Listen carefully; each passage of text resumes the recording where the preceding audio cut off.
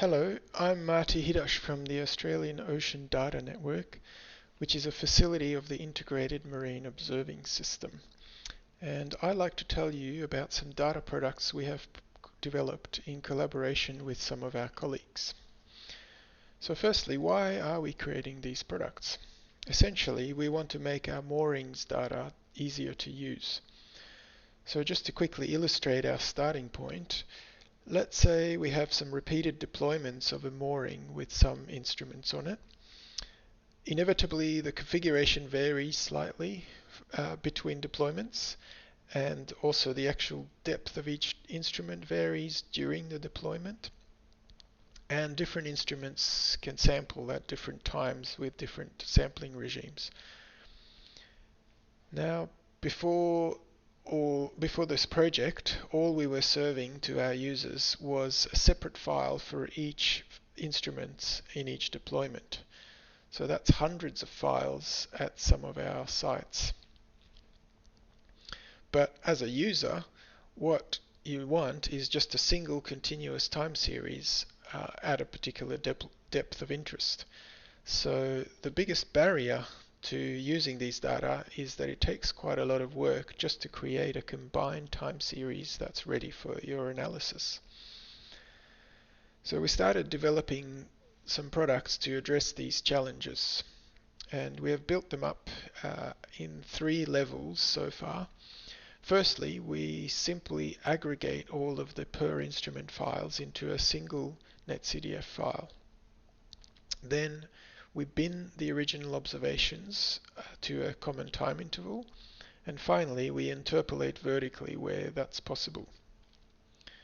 So initially, all we are doing is aggregating all the original measurements along with their coordinates and quality control flags and some key metadata.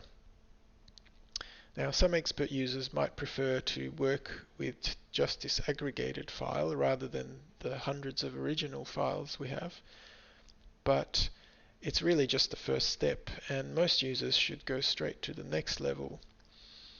Here we take only the measurements flagged as good data and bin them to a common hourly time interval.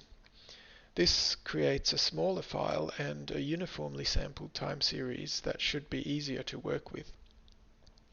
We also keep the time-dependent pressure and depth of each instrument, and we provide some basic statistics on the measurements in each bin.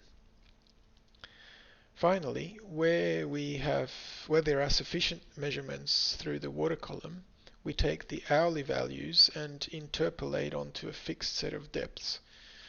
This creates a uniformly sampled long time series at each of the specified depths. This is the most user-friendly product we have created, but unfortunately we can only do it for temperature, as other parameters are rarely sampled with sufficient vertical resolution on our moorings. So how to actually get hold of these products? So the hourly and the gridded products, which would be of interest to most users, are available on the AODN portal, which is the primary point of access to all of our data. Here you can select a specific site or even a whole region and download the netcdf files selected for the selected sites. Alternatively, all of the products are accessible on our Threads server. So the project that developed these products actually ended last year, but we are still working away on integrating them into our infrastructure and making some improvements to the products and the code. All of the code for generating the products is open source and available on GitHub, and we welcome any feedbacks you might have. Thank you for your attention.